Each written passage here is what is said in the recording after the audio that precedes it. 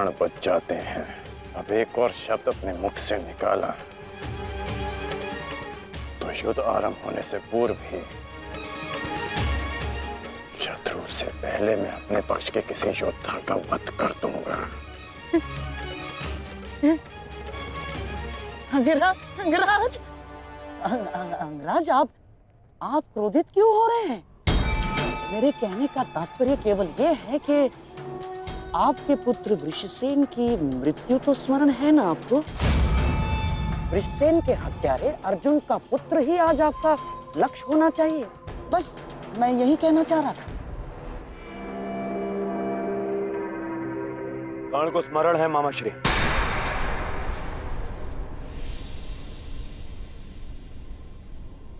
और मुझे भी।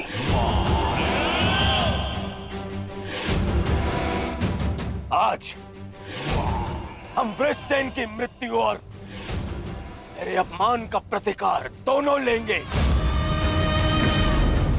मैं केवल इतना जानना चाहता हूं कि इस प्रतिकार से पूर्व उस कौटे अर्जुन को मार्ग से हटाने का क्या प्रबंध करना चाहिए? उसका प्रबंध मैं कर चुका हूं मेरे होने वाले सम्राट।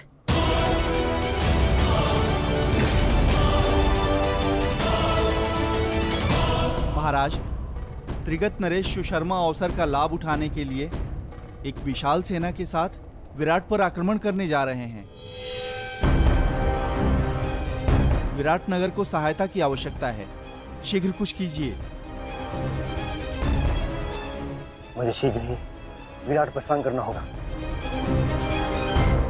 किंतु महाराज, इतने कम समय में आपका विराट पहुंचना असंभव है। केवल वासुदेव में ही वो क्षमता है जो वायु गति से रथ चलाकर अर्जुन के साथ वहां पहुंचे। हमें आपकी सेना की आवश्यकता है और अर्जुन अकेला ही उन सब के लिए पर्याप्त है। किंतु अर्जुन की अधिक आवश्यकता यहाँ रणभूमि में। परंतु महाराज, आप वहां बहुत से परिवार, स्त्री और बालक संकट में। एक समय था जब विराट राज ने हमें अज्ञातवास में शरण दी थी। आज वो समय आ गया है कि हम उसका ऋण चुका सकें।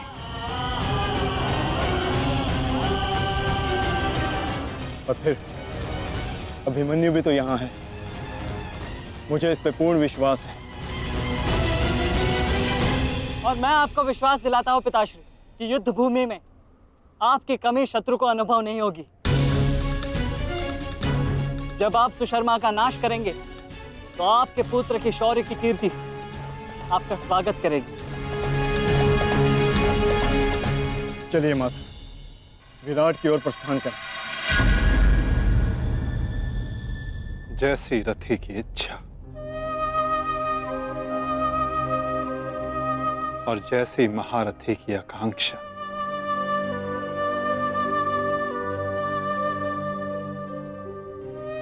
आओ पार्थ।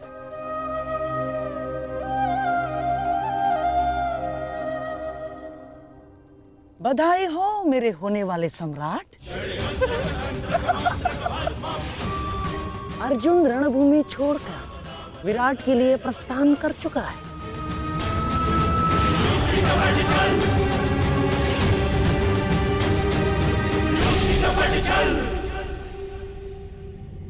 आचार्य द्रोण, समय आ चुका है।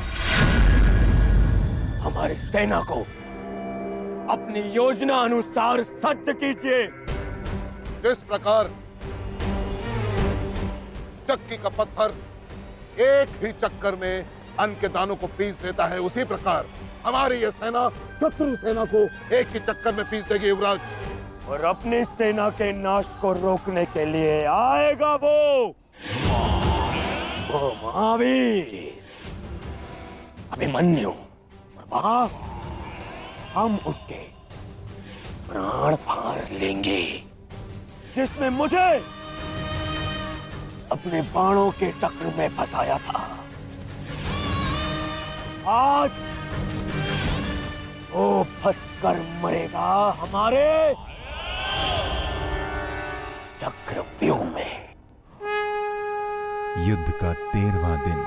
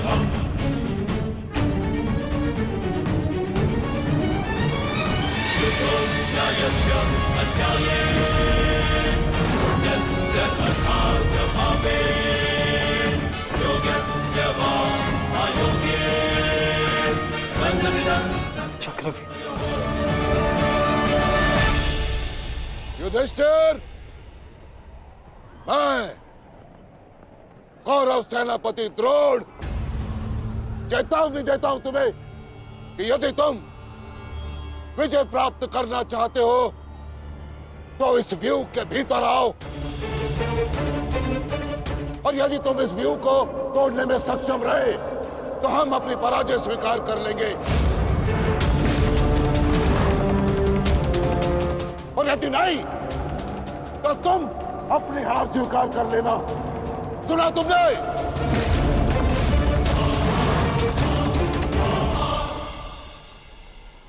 आचार्य द्रोण, हम अवश्य ही इस चक्रव्यूह को ध्वंस कर देंगे।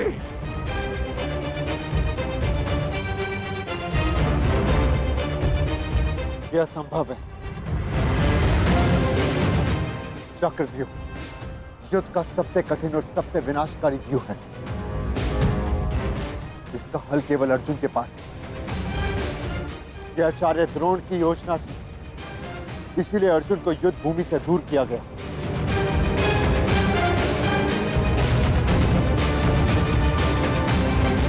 कोई तो मार्ग होगा।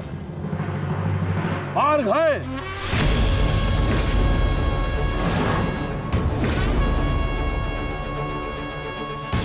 मैंने भी उसी आचार्य भारद्वाज से चक्रव्यूह भेदन सीखा है, जिस आचार्य भारद्वाज से उस द्रोण ने चक्रव्यूह की रचना सीखी।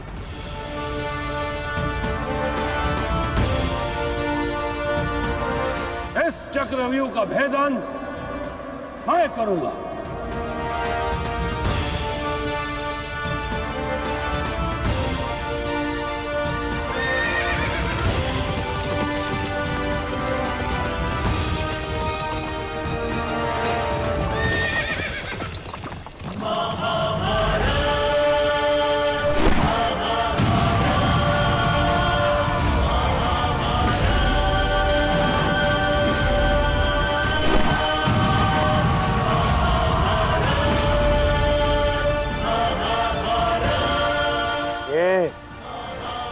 क्या है आचार्य? पांचाल नरेश द्रुपद तो इस व्यू को तिनके की तरह तोड़ते हुए आगे बढ़ रहे हैं। भूल गया वीरराज कि मैंने और इसी द्रुपद ने मेरे पिताश्री के आश्रम में इस चक्रव्यूह का अभ्यास किया था। तो अपने मित्र को रोकने के लिए कोई अस्त्र, कोई शस्त्र है आपके पास? अब तो केवल एक ही अस्त्र है और एक ही शस्त्र, दुर्योधन। जयद्रथ!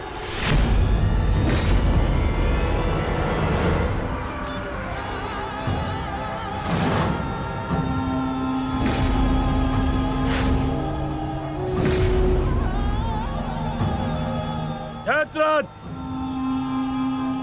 कदाचित द्रौपदी के पतियों द्वारा किया गया अपमान भूल गए हो तुम, इसीलिए द्रौपदी के पिता के समक्ष उपस्थित हुए हो।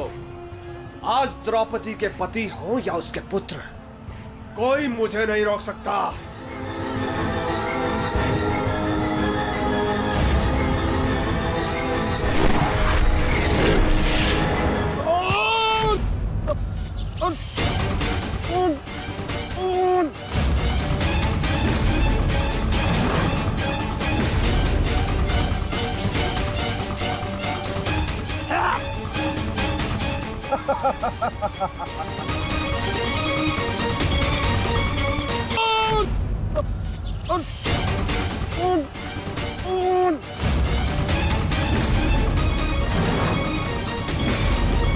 आगे बढ़ो पांडवों, अन्यथा अपनी सेना का विनाश देखो।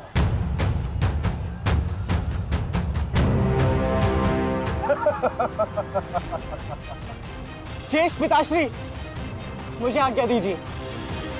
मुझे चक्रव्यूह के भीतर प्रवेश करने का मार्ग ज्ञात। मैंने पिताश्री से सुना था कि ये मैं कर सकता हूं। नहीं अभिमन्यु, मैं तुम्हें इसकी अनुमति नहीं दे सकता। धर्मराज ठीक कह रहे हैं। आचार्य ने कुछ सोच समझकर ही इस व्यूह की रचना की है। अब इसे शक्ति का सम्मिलित प्रहार ही तोड़ सकता है। मैं और भीम मिलकर प्रहार करेंगे।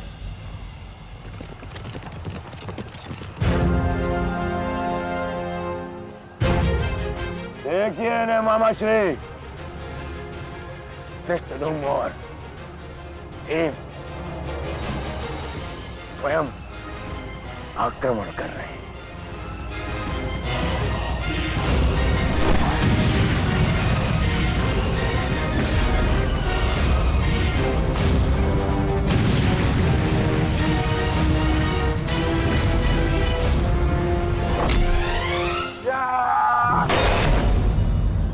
आज इनके हर एक प्रहार का उत्तर है जयद्रथ।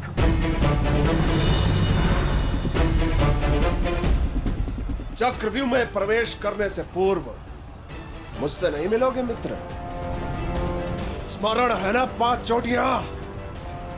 आज उसी के प्रतिकार का दिन है। प्रभु, मैं चाहता हूं कि युद्ध भूमि में किसी एक दिन सभी पांडवों पर विजय पा सकूं। सब पांडवों पर विजयी होने का आशीष नहीं दे सकता जयद्रथ, क्योंकि अर्जुन को मैंने पशुपतास्त्र दिया। मेरा ही वरदान मेरी ही शक्ति को छीन नहीं कर सकता। इसलिए केवल अर्जुन को छोड़ जिस दिन तुम चाहोगे शेष संसार के समस्त योद्धाओं के समक्ष तुम अपराजय रहो। आगे बढ़ो भीम, आज मेरी गदा का स्वाद भी चक्कर देखो।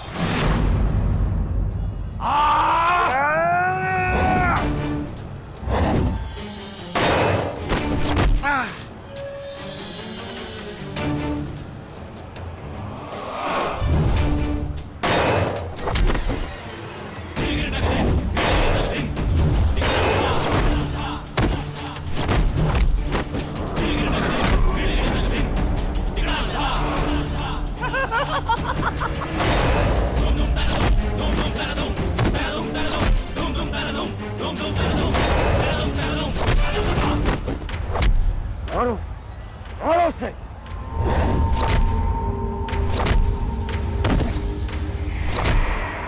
ताजश्री, आप ऐसा कैसे होने दे सकते हैं? ताजश्री, भीम और मामा धृष्टद्युम्न में शक्ति है, परंतु चक्रव्यूह को शक्ति से नहीं युक्ति से तोड़ा जा सकता है। मुझे आज्ञा दीजिए। नहीं पुत्र, भविष्य के लिए वर्तमान को दांव पर लगाया जा सकता है, परंतु वर्तमान के भविष्य को खोया नहीं जा सकता। परंतु चक्रव्यूह को शक्ति से नहीं युक्ति से तोड़ा जा सकता है। मुझे आज्ञा दीजिए। नहीं पुत्र, भविष्य के लिए वर्तमान को दांव पर लगाया जा सकता है, परंतु वर्तमान के भविष्य को खोया नहीं जा सकता। एक दांव लगाने के दोष के कारण मैं आज इस महायुद्ध में खड़ा हूं। मैं दूसरा दांव नहीं लगा सकता अभिमन्यु। परंतु आज यदि चक्रव्यूह को तोड़ा ना गया तो हम ना केवल हार जाएंगे, बल्कि मेरे पिताश्री का सर भी झुक जाएगा। आपने वो दांव लगाकर सर झुकाया था और मैं ये दांव खेलूंगा अपने पिताश्री का सर ऊंचा रखने के लिए।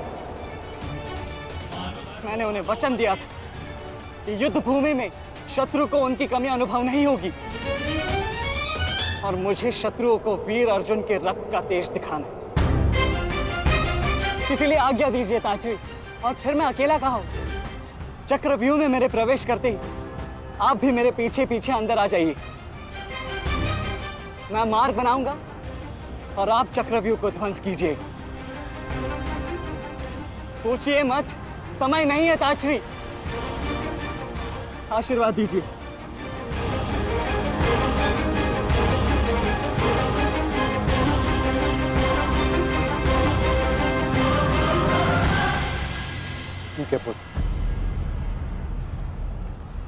किंतु सतर्क रहना, हम तुम्हारे पीछे ही रहेंगे।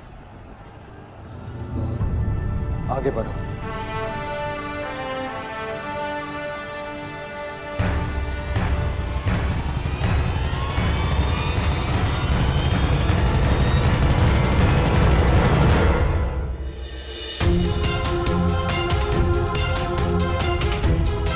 जाओ से जाकर सो जाओ, क्योंकि जीवन की हर रात्रि सदैव सोने के लिए नहीं होती।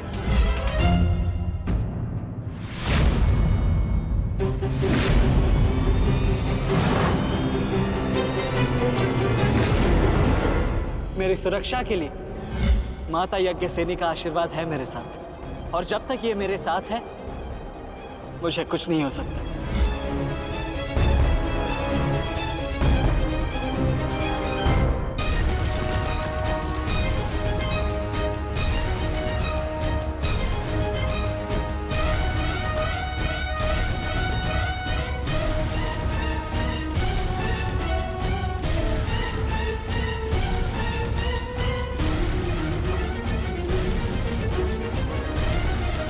क्या हुआ माधव, आप रुक क्यों गए?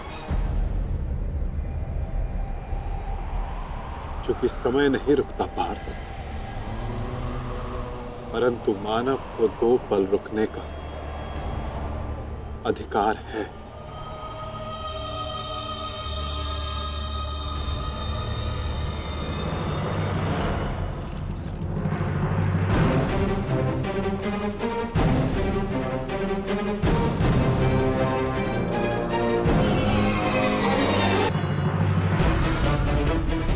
सारथी, आगे बढ़ो।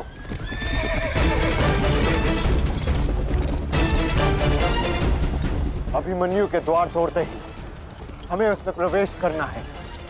अभिमन्यु को दृष्टि में रखना, उसकी रक्षा करना हमारा कर्तव्य है।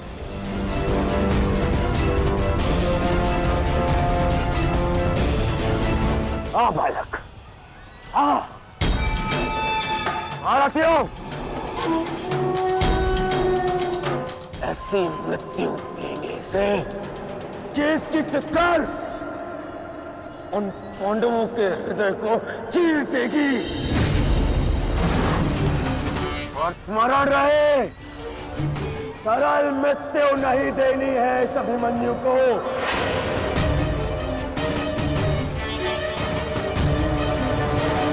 नहीं देनी है ऐसे सरल मृत्यु।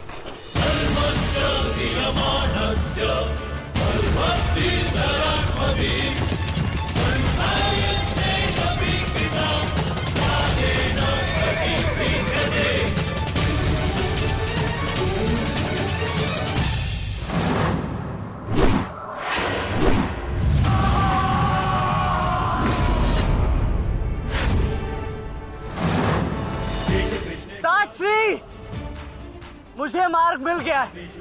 इससे पहले कि द्वार बंद हो जाए, आप शीघ्र ही मेरे पीछे आइए।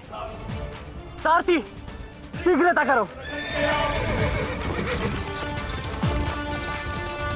शीघ्रता करो सारथी, शीघ्रता।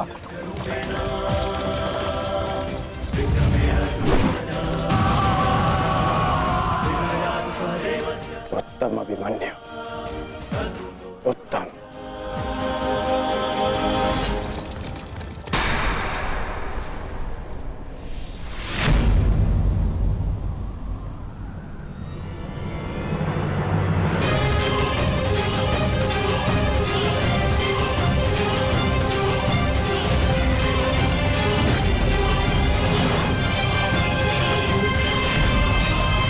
एक बार तुम्हें क्षमा कर दिया था, किंतु अब नहीं।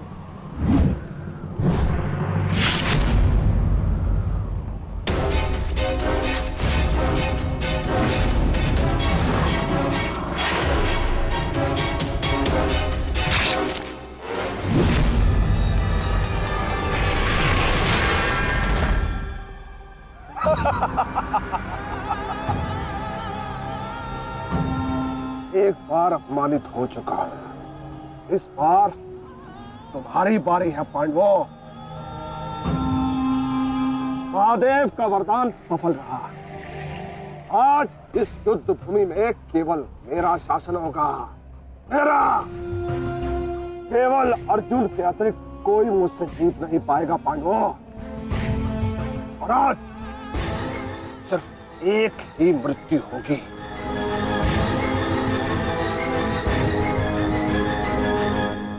अभिमन्यु की।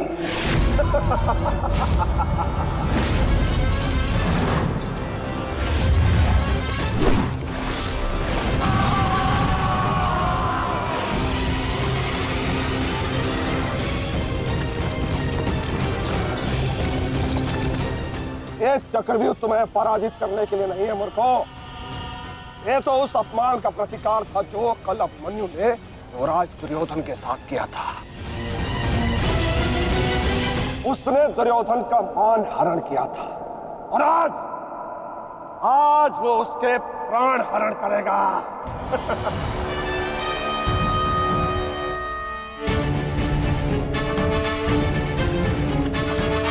अभिमन्यु लौट आओ, ये षड्यंत्र है। न्यायानाम अधिकाराणाम राम्यर्थम साम्राज्यर्थम। न्यायानाम अधिकाराणाम राम्यर्थम साम्राज्यर्थम। व्यू के भीतर प्रवेश करना जितना चुनौतीपूर्ण है, उतना ही चुनौतीपूर्ण उससे बाहर निकलना भी है। और यदि बाहर निकलने का मार्ग मनुष्य को नहीं पता, तो उस मनुष्य का अंत निश्चित है।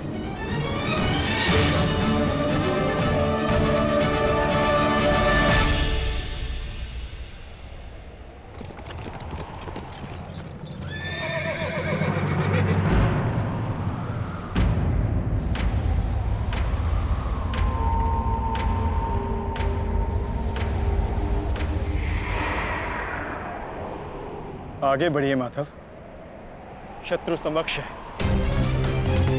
हाँ पार्थ, ठीक कहा तुमने। एक योद्धा के लिए आगे बढ़ने के अतिरिक्त और कोई मार्ग नहीं। वापस आओ अभिमन्यु, लौट आओ, व्यू में प्रवेश मत करो।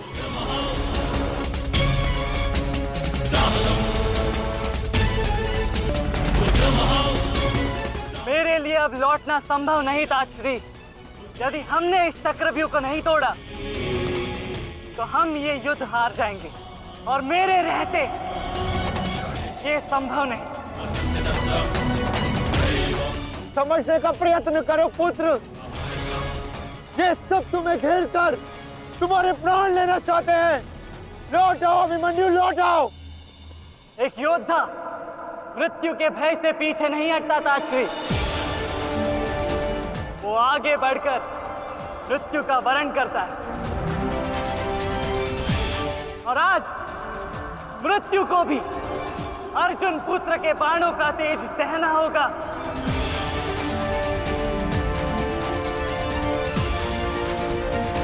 मैं इस चक्रव्यूह में आया हूं ताकि पांडवों का सर गर्व से उठा रहे। और विश्वास कीजिए ताश्री, यदि मेरा सर भी कट जाए तब भी आपका सर गर्व से उठा रहेगा।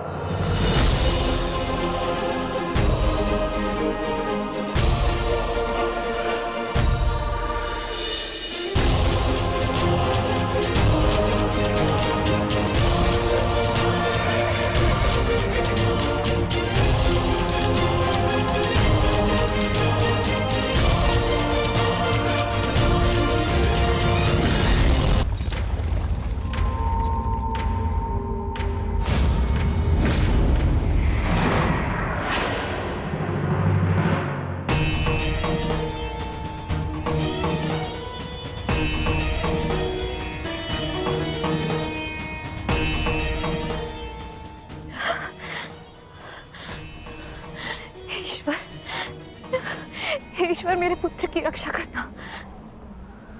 आओ आओ अर्जुन पुत्र आओ, तुम्हारा अपने इस मृत्यु व्यू में स्वागत है।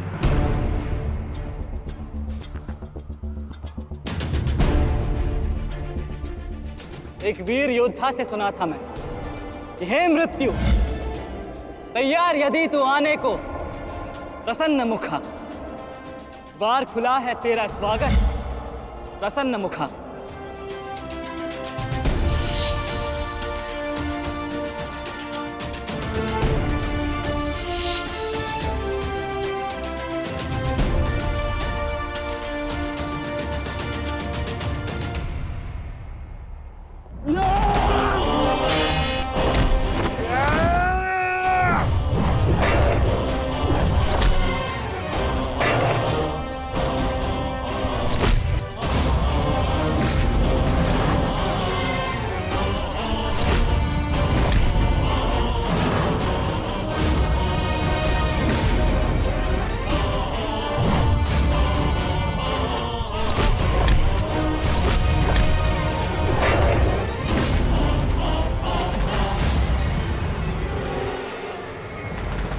चाहूं तो तुम्हारा और बाकी तीनों पांडवों का इसी क्षण अंत कर सकता हूं मैं, किंतु उसके साथ उस पीड़ा का भी तो अंत हो जाएगा जो अभिमन्यु को पल पल मरते देख तुम्हें होगी। फिर उस पीड़ा का अनुभव कैसे होगा तुम्हें जो जयद्रथ ने इतने वर्षों तक सही है। अभी तो वो दृश्य देखना शेष है जिसे देखकर तुम स्वयं मुझसे अपनी मृत्यु की भीख मांगोगे। तुम्हारे सामने तुम्हारे कलेजे के टुकड़े टुकड़े होंगे और तुम कुछ नहीं कर पाओगे, कुछ नहीं। क्या हुआ? इतने महारथी को देख के भयभीत हो गए? क्यों? नहीं काका श्री, अपितु ये तो सम्मान की बात है कि एक साथ इतने सारे योद्धा मुझसे द्वंद्व करने की प्रतीक्षा कर रहे हैं। अच्छा, सच में महान धनुर्धर अर्जुन के पुत्र और महानतम योद्धा वासुदेव कृष्ण के भांजे का स्वागत ऐसा ही होना चाहिए। प्रणाम स्वीकार करे आदरणीयों।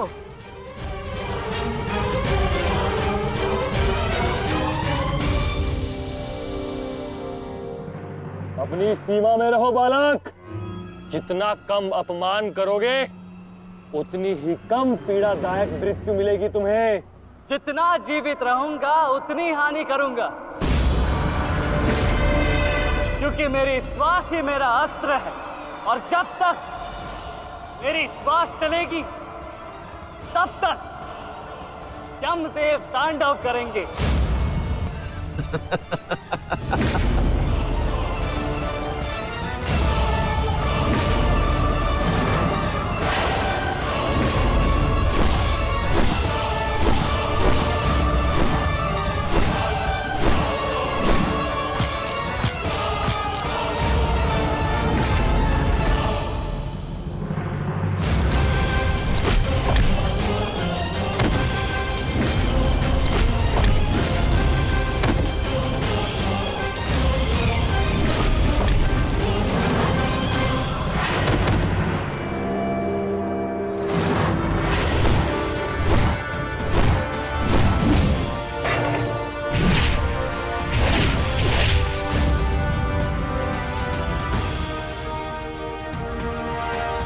कुछ स्मरण हुआ काका श्री?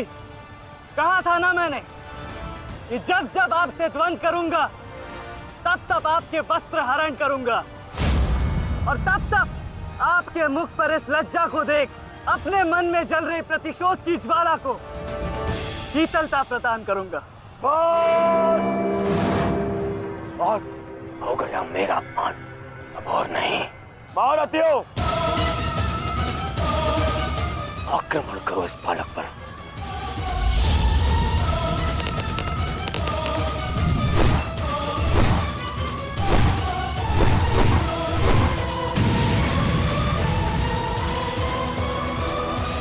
एक क्या रहे, अपने धर्म का पालन कीजिए, मेरा प्रतिशोध लीजिए, आक्रमण कीजिए आचार्य।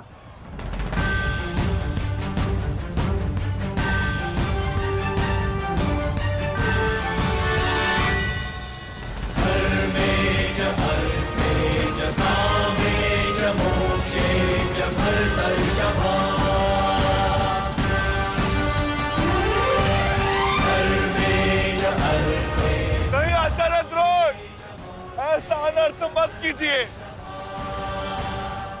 ऐसे अधर्म में आप कैसे सम्मिलित हो सकते हो? आचार्य, वो बालक है। रुक जाइए आचार्य, रुक जाइए।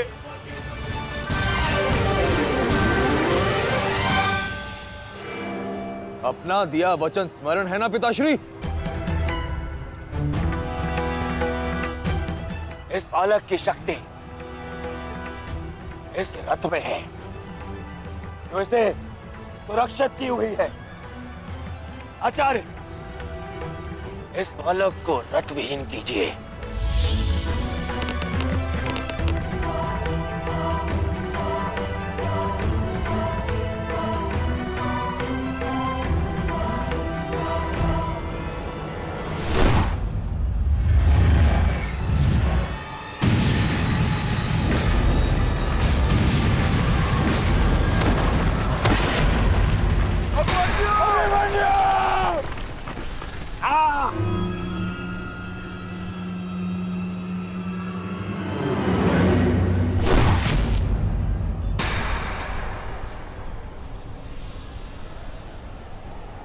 माधव, मुझे कई बार चोट लगी, परंतु इस चोट की पीड़ा का भान मेरे मन को विचलित कर रहा है। कहीं ये कोई संकेत तो नहीं?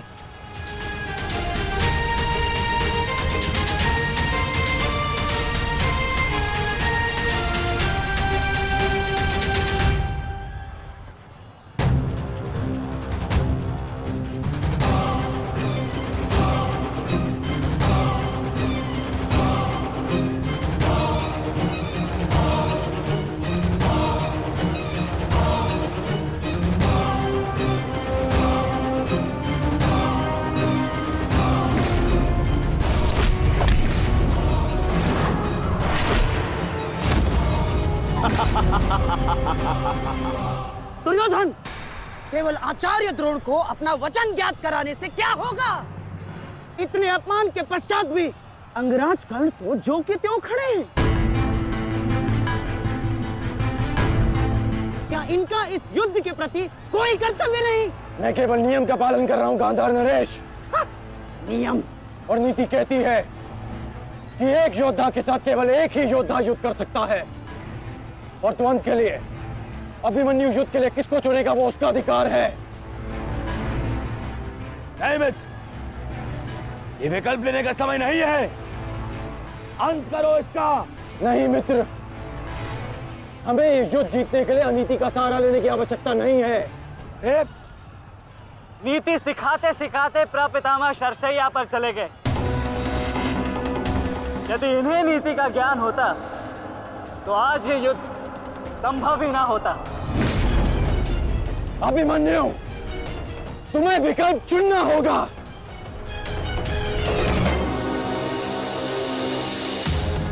तो फिर मैं आप सबको वन के लिए चुनता हूं।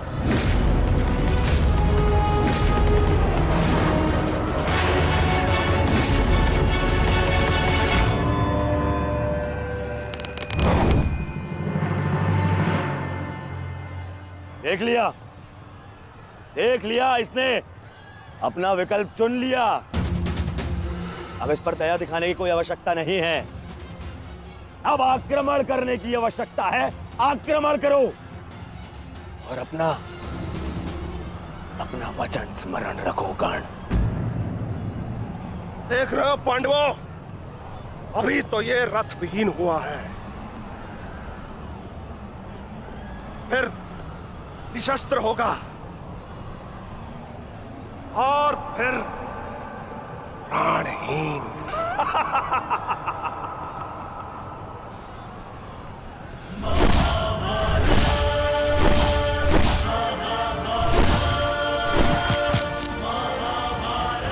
ये क्या कर रहे हो? धनुष विहीन करो इसे।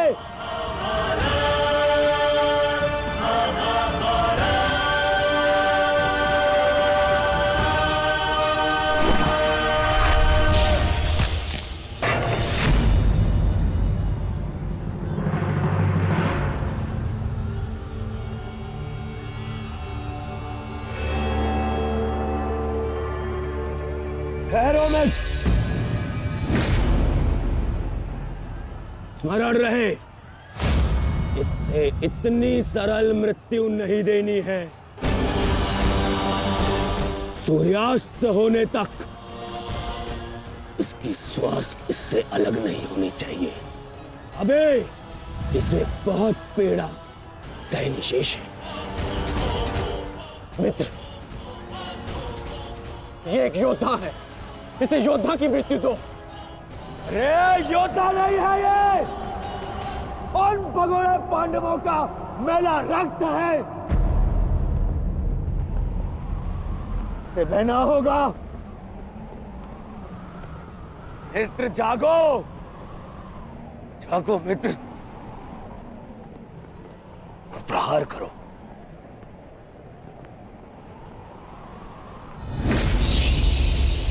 नहीं, नहीं अंगराज, ऐसा मत करो, ये अधर्म है। अधर्म? अंगराज!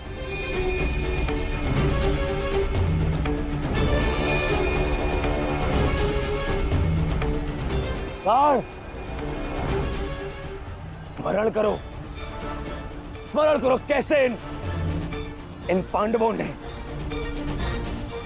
तुम्हारे पुत्र को मारा था। दया तो इन्होंने भी नहीं दिखाई थी उस पर। उसकी पीड़ा का मान है मुझे, और प्रहार करो का, प्रहार करो उस पर।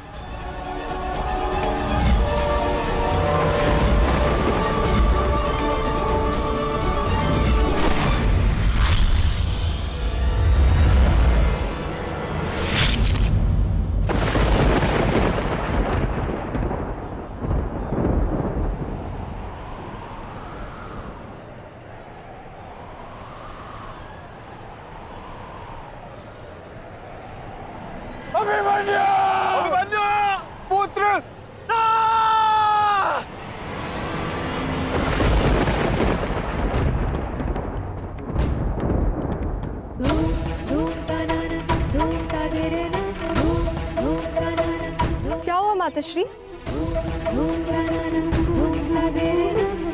उत्तरा बस ऐसे ही। एक बात कहूँ माताश्री, आज मन कुछ विचलित सा हो रहा है। आज से पहले ऐसा कभी नहीं हुआ।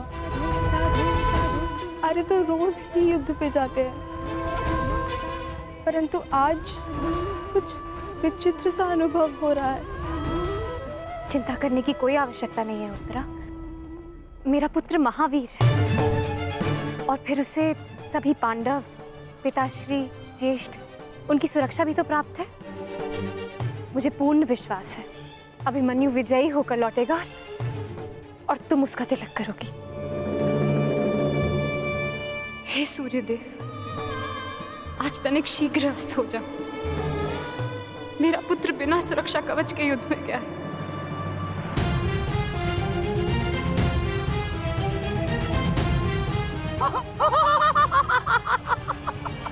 बालक, तुम्हें सबके साथ युद्ध करना था ना?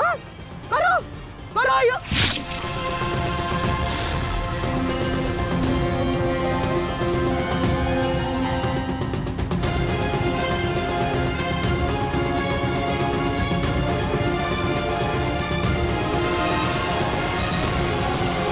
थक गए योद्धा? मेरी चुनौती अभी समाप्त नहीं हुई।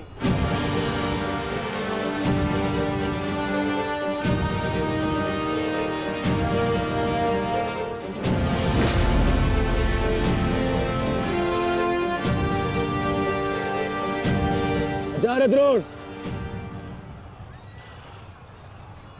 देख क्या रहे? प्रहार कीजिए इस पर।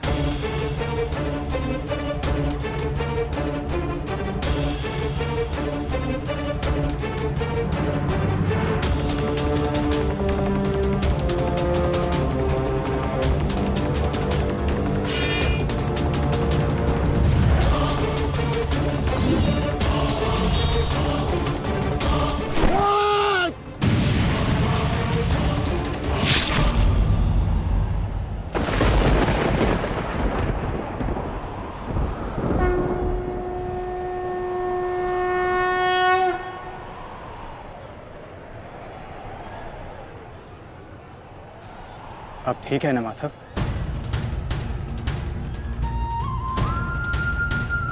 आपको कोई क्षति तो नहीं पहुंची? युद्ध में तो क्षति पहुंचती ही है पार्थ, किंतु इस पीड़ा को सहना एक योद्धा का कर्म और धर्म होता है। समय की मार को तो स्वयं ईश्वर भी नहीं टाल सकते। त्रिगर्ता सेना का नाश करो पार्थ।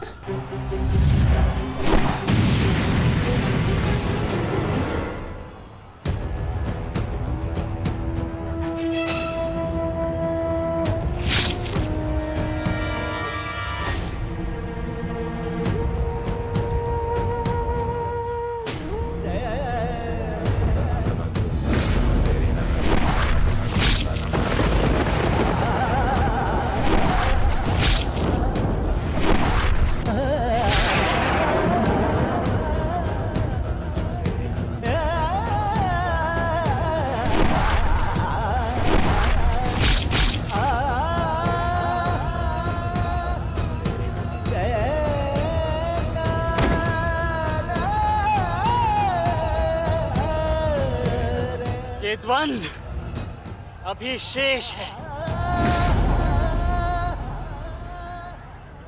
मैं महारथी अर्जुन का पुत्र हूं, महारथी भीष्म का प्रपुत्र, वासुदेव कृष्ण का भांजा। इतनी सरलता से नहीं मरने वाला। अरे ये द्वंद्व अभी शेष है। अभिमन्यु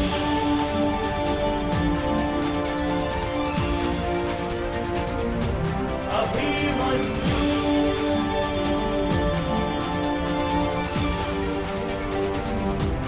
अभिमन्यु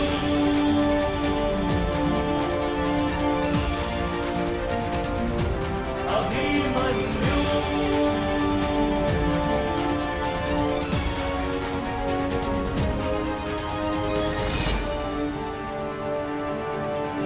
बस करो दुर्योधन, अभिमन्यु के लिए इतनी पीड़ा पर्याप्त है। देखो इसकी दशा। अब अभिमन्यु और उसकी पीड़ा का अंत करने का समय आ गया है। नहीं, मेरे अपमान के घाव अभी भरे नहीं है। केवल मेरे आदेश का पालन करो। अभी इसकी मृत्यु का समय नहीं आया है। जीवित रखो इसे, पर प्रहार करो।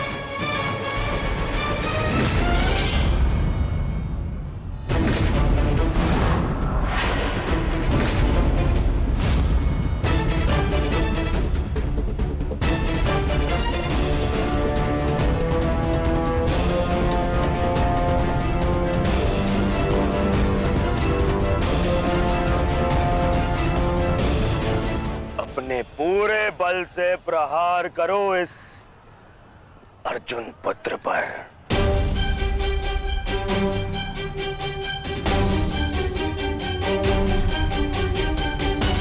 और स्मरण रहे,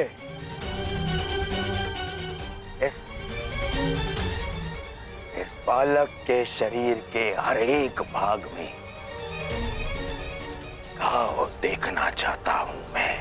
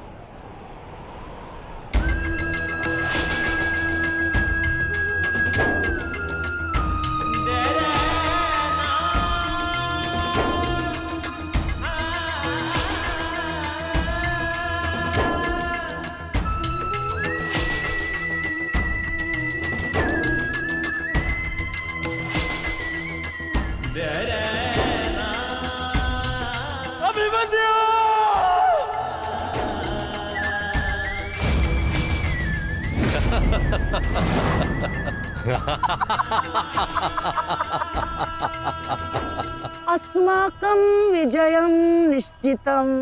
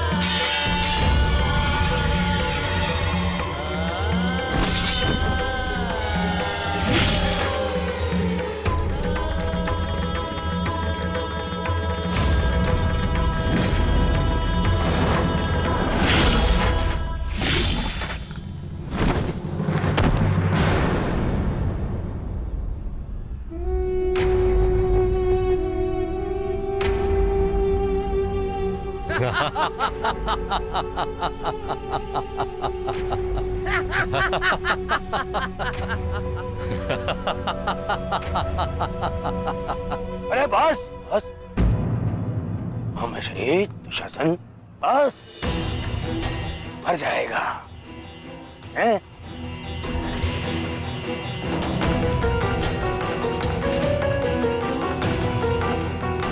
क्यों इस बात की प्रतीक्षा है? इतना पर्याप्त नहीं? चल एक मांग मुझसे, मैं तुझे मृत्यु दूंगा भीख में। आजा मांग भीख।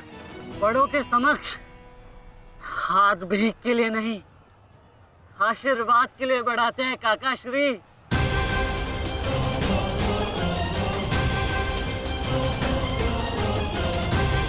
आशीर्वाद दीजिए।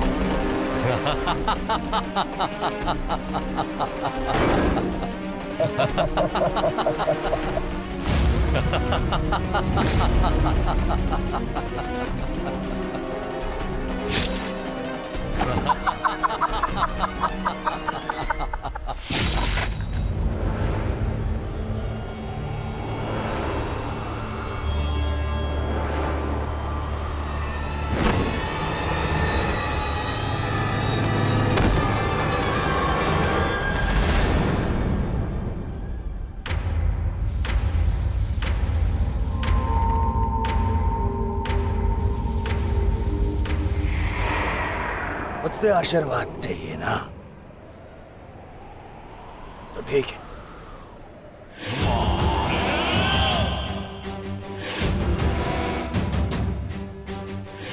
नहीं दुर्योधन, जाने दो उसे। ऐसा मत करो दुर्योधन, ऐसा मत करो।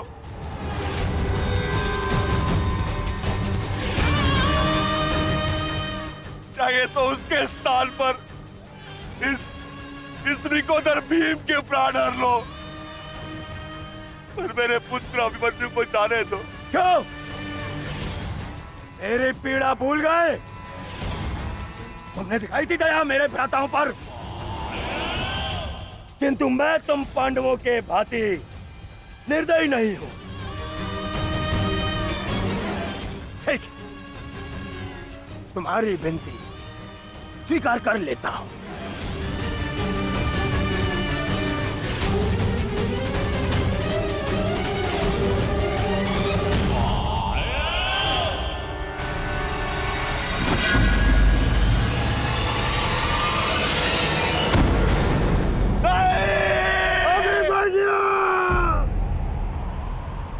आओ, आओ मुझसे भीख मांगो।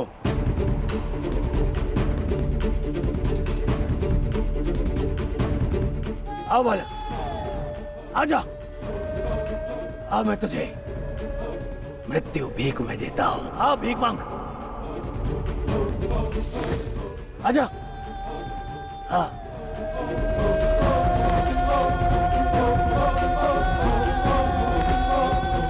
मैं तुझे मुक्त कर दूंगा। मांग, मांग मुझसे भीख मांग।